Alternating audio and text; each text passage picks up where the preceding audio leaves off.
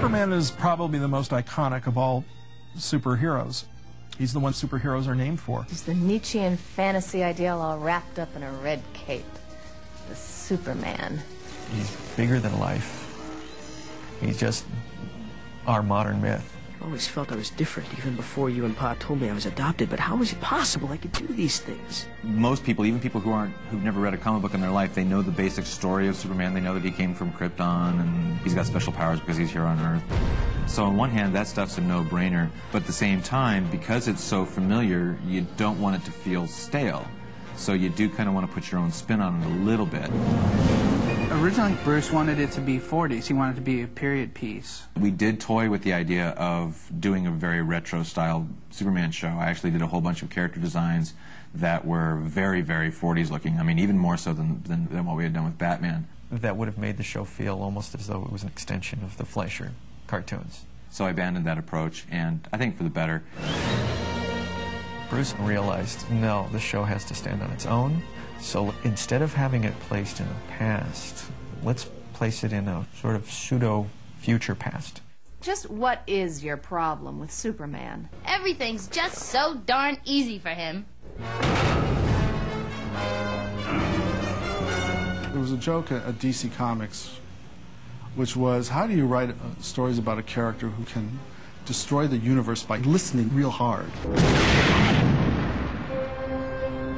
Did you hear that? If you go by the comics, he can push a planet out of orbit, and you know, if you go to that level, there's no story you can tell. The show's going to be over in 5 minutes.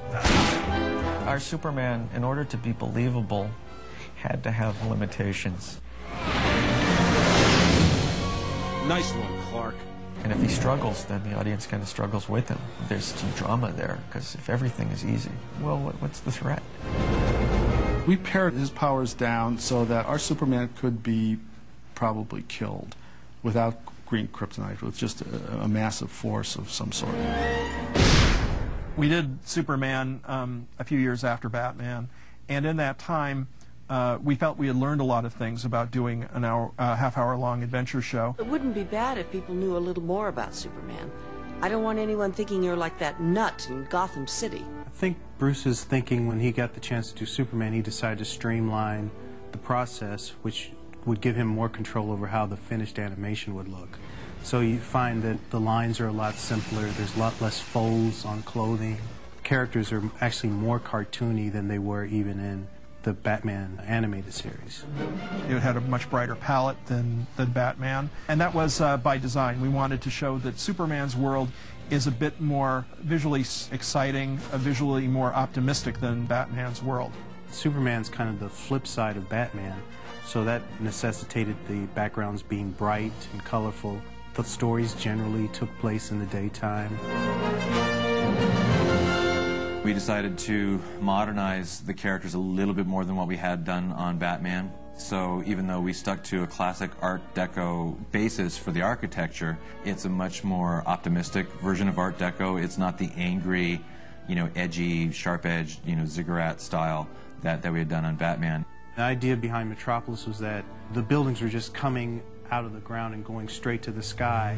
All the streets were like elevated highways and things. So you had the scale of where Superman can fly around, and it feels like even though he's flying around, he still has this huge city to cover. We so wanted to flex different muscles than we had on Batman. Batman, everything was, even though it had a lot of really, good high-adventure action scenes and stuff, it was still very much grounded in reality. Whereas Superman, you've got this alien from another world who leaps tall buildings in a single bound and does all this other stuff. It's kind of like, automatically you're playing with a whole different set of rules. So what better way to establish the difference between Batman and Superman than by starting the show literally on another planet? When I first got hired, designing the people on Krypton was the first assignment I had to do. And it was really like, oh my God. Because, if you just start on Superman, well, you know what Superman looks like, you know what Clark Kent looks like, you know what Lois looks like. That's easy, but Krypton is usually the most 15 minutes in any story about Superman, and it's over. And then, of course, the first thing I was told was, don't make it like anything that's been done on Krypton. So I'm like, oh, geez, how do I do this? It's so hard to find something unique because everything's basically been done. But the thing that we really wanted to avoid was making it look Earth-like at all. We really wanted to make it seem like an alien culture, everything from the clothes they wear to the architecture. Rather than going with the usual cliche of miles-high skyscrapers, we thought, okay, well, Kryptonians are so advanced that they've somehow managed to combine their technology and build their city in harmony with nature. So we started looking at organic shapes. So we started looking at shapes from nature, you know, flowers and plant shapes. So that's why all the buildings are somewhat asymmetrical. Oh, Jor-El, such a beautiful world, even up here. It's hard to believe it could all come to an end. Bruce made it a home. He made Superman's parents these really loving, caring parents. And if you watch that first episode, they're touching a lot and they're kissing a lot, and they're two people who are really in love. So when their planet is destroyed, you really feel bad for them. You really feel bad about how difficult it is for them to give up their son. Once he gets to Earth, he'll be safe. I think it turned out really well, and it was really interesting to come up with the different motifs. Good afternoon, Jor-El. Brainiac, what an unpleasant surprise. I did have one good idea. I did have my one good idea was, I said, you know, Bruce, it'd be interesting if Brainiac came from Krypton. Should I not be saved above all? You self-righteous monster. Temper, temper, Jor-El. I was a little bit resistant to it at first because part of it just me being a, you know, diehard geek and being a traditionalist and thinking, well, you know, Brainiac doesn't come from Krypton. Nobody ever did that before. That's just wrong, you know. And but somehow he was able to talk me into it, and ultimately I think it's a really great idea. I think it really works really well tying Brainiac into Superman's Kryptonian heritage. It's almost generational. I mean, he was Jor-El's enemy, you know, as much as he is Kal-El's enemy. And so I think that's kind of a neat thing. You are your father's son, Kal-El. Headstrong, foolish, easily defeated, and ultimately forgotten.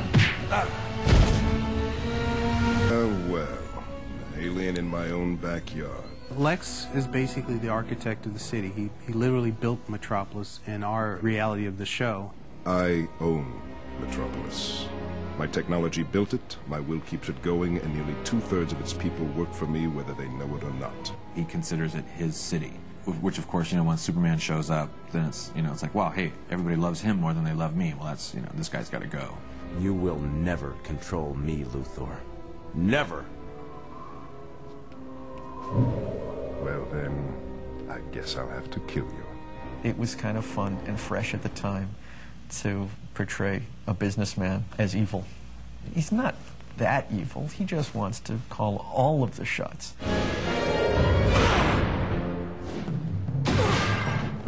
The stories in Superman had to be larger than life against larger than life menaces. Whereas a madman like the Joker or Mad Hatter could easily propel a story for Batman, those guys, you know, would be, you know, easily dispensed with Superman. The powers got greater with Superman, so the threats had to get greater. Hey! Hands off my hog! The fact that Superman stories are grander, broader, it allowed us the freedom to do things that we couldn't really do on our first take on Batman. There was always an edict on the old show to make it believable and make it real. So there was no magic. And with Superman, it's like all bets are off. You have a character that can do it so much and a world that's so broad and so big. And we have the opportunity to have more fun with them. At one point, Bruce asked me, you know, if you had a chance to go back to Batman or continue on Superman, what would you do? And I said I'd go with Superman. I was enjoying it. I was having a good time. I'm proud of the show because of how good we tried to make everything. We really reached the height of what Superman can be.